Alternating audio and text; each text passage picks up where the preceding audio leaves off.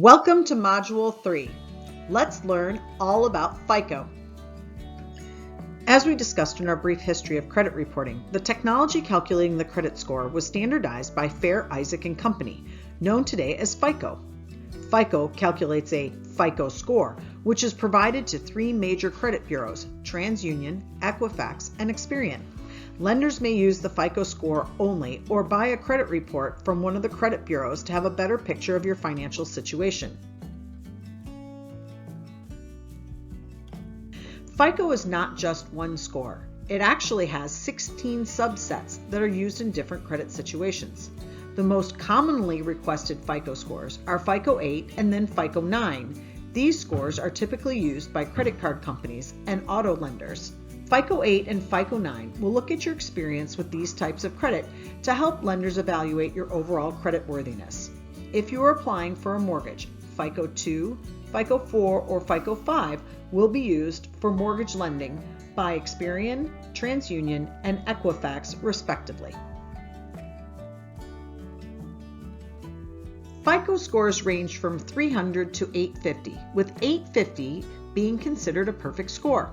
The score is calculated using a combination of the following: payment history at 35%, amount owed at 30%, credit history length at 15%, new credit at 10%, and credit mix at 10%. Let's take a closer look at each of these categories. Let's start with payment history, which has the biggest impact on your score. It is the largest category at 35% and measures how well you have paid your credit accounts over the length of time you have had credit. Basically, how well you pay your bills on time. Next is amount owed at 30%, which is the percentage of the total credit you are using versus what is available to you.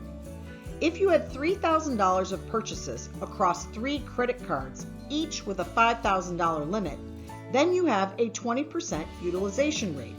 To calculate this rate, you divide 3,000 of purchases by 3 cards times $5,000 credit limits, or $3,000 divided by $15,000, which equals 20%. Length of credit history is up next. This category accounts for 15%, with seasoned accounts raising your credit score. If you've held a credit card for many years, you may want to think twice about canceling it.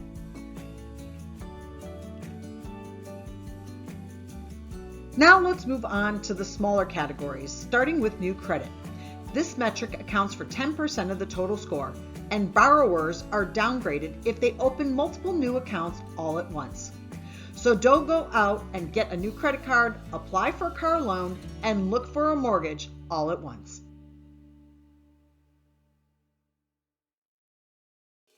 And finally, there's credit mix, which accounts for 10% of the total score.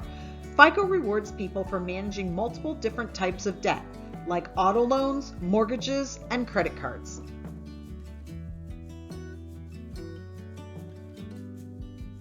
As we mentioned earlier, FICO has 16 variants to their credit score to meet the needs of lenders looking to understand a borrower's payment behavior.